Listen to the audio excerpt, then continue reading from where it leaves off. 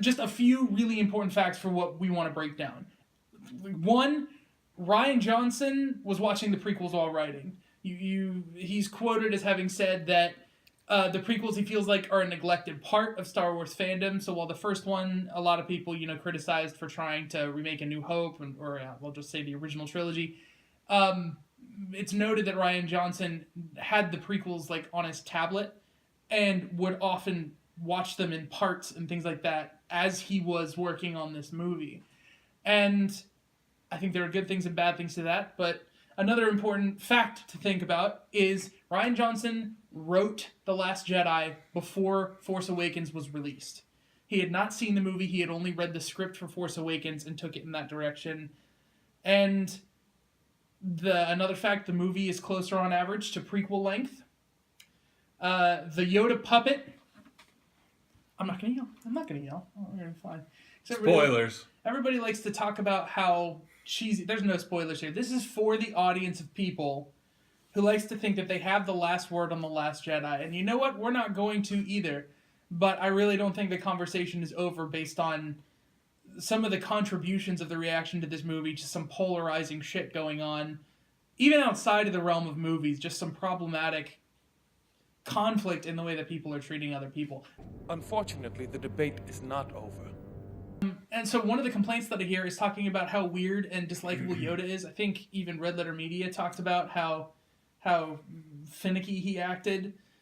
But fun fact, that puppet was made from a mold used in Return of the Jedi and is in fact as close as they could get to an exact replica of the Yoda that I guess died in Return of the Jedi. Well, the whole puppet disappeared. Didn't you see that?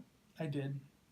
Just to be clear, I'm not one of those people that thinks that you can't be critical of something just because it's mean. I think criticism is important to shaping art. And I think it's important that things are art. And I think that's one of the things. That's another thing that's an important fact to think about. The Last Jedi is the product of a company that... This is part fact, part opinion. Fact, it's a Disney property, and it's put out on a time limit, and it's not about the original creator's vision. It's rejected. The George Lucas's idea for Star Wars Episode 8 is not this one. But it is my opinion, based on the way the franchise has been handled, that this is a product being made for money. Yeah. And say what you will about the prequel trilogy, but somebody doesn't fight that hard to make something everybody hates without it being part of his original vision and something artistic. I mean, I think it's underrated what an achievement the prequel, particularly episodes 2 and 3, it's an underrated achievement what they did for digital effects and what they did for filmmaking, because they look freaking terrible on so many places, but that doesn't mean, when you look at those movies and you realize how much they stick out, it's still easy to tell now that they're doing something that no other movie was doing. Mm-hmm.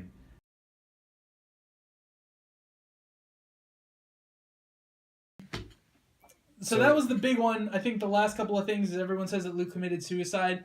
I'm just going to say it. Luke's not dead. His last line in the damn movie is, "I'll see you around, kid." And then he fades away the same way Obi-Wan did, who came back. And literally in the exact same movie, he had a conversation with Yoda. So I'm a little PO'd at the reaction of, "Luke is dead? I hate you for that." You've seen Monty Python and the Holy Grail. Yeah. Do you remember what John Cleese says when he's trying to load the old guy onto the dead cart? Mm-mm. He says, "You're not fooling anyone,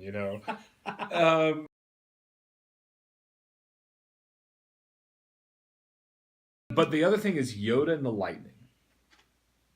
Here's what I think. Yeah. And I've heard you say this before. I like this. On the one hand, I haven't seen this anywhere else on the internet, so maybe I'm the first one to think about it. On the other hand, I don't really go looking for stuff like this on the internet. I went digging. I think I have heard somebody else say this, but I'm not sure that it's the point you're making. So, okay. When the Jedi pass away, and they're described as being one with the Force, is that right? Yep. The Force is, in my understanding, the Force is pretty much everything. that we can't see or understand. Mm-hmm. So when he is like, hey, you don't really need those books, lightning, and lightning hits the tree, it's not Yoda directing lightning. It's Yoda already knowing basically everything that's going to happen, including that lightning is about to strike that tree. Yep. And he could say, hey, yo, Luke, lightning's about to strike this tree. You might want to get all those sacred texts out of there. But instead, he's like, you don't need them. Look. And he's not pointing and going lightning. He's pointing and going, look. Mm-hmm. The Force is about to show you what it's all about. And it burns away the books. And, of course, there's this implication that he knows that the books are not there because Rey has them in the Millennium Falcon at the end of the movie. And so all he's doing is saving Luke from walking into the burning, tree.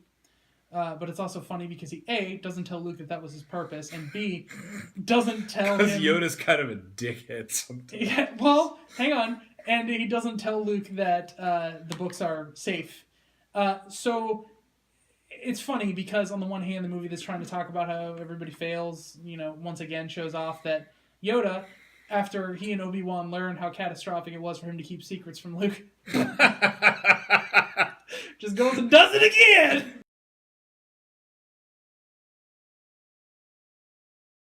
So, but yeah, this makes it obvious, though. Like, all this stuff makes it obvious that... Well, it's the BB-8 point.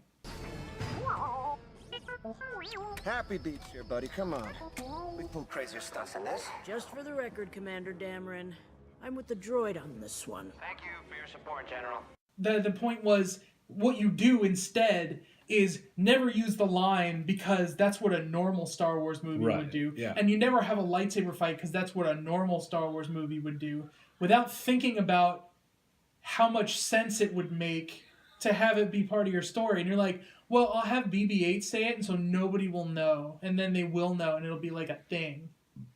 Like, okay, because that's why you watch Star Wars movies so that you can have things. It was not a thing. It was. Well, no, I was doing like an Arrested Development. Oh, Ron Howard. But here's the thing. We wouldn't even know that was a thing. Like, I don't have a problem with it because we wouldn't know that was a thing if it weren't for Twitter. That would just be one of those things that you learn down the road and you go, ah. The problem is, I agree with you that it's dumb because the idea is, instead of writing a story where that logically fits or someone would say that, like, oh, I don't know, Rose, one of the characters who's never had any reason to say it before, is hearing Finn try to strike a deal with somebody in order to get resources to come back and help the First Order, and she says, I have a bad feeling about this. That's amazing. It fits. It makes you not just wink wink that it's a fan, but it makes you feel like you're in that world. And they wanted to say, I've got a good feeling about this for Solo,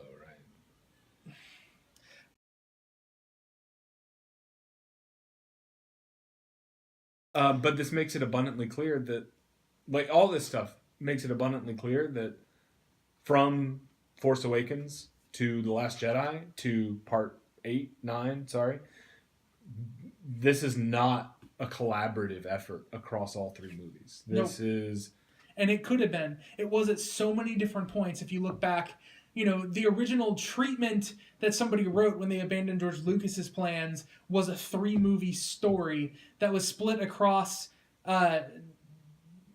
J.J. Abrams and whoever they were going to assign for the other movies. But they knew J.J. Abrams for first. Right. And as soon as they decided to scrap that plan, you had J.J. Abrams, the best rebooter ever. You had Rian Johnson, the most indie sci-fi guy who was never going to go the way you thought he was going to go. And then you had Colin Trevorrow, who knew exactly how to spam fan service into your face and make everything blow up in one of the most satisfying ways. Okay? Which would be great for a third movie. But instead what you got was, we have no plan. We're going to collaboratively, under J.J. Abrams' leadership, make a great, movie. And then Rian Johnson is just going to decide to go in his own direction and make everything his vision and go whatever the hell direction he wants to go. And then Colin Trevorrow got fired.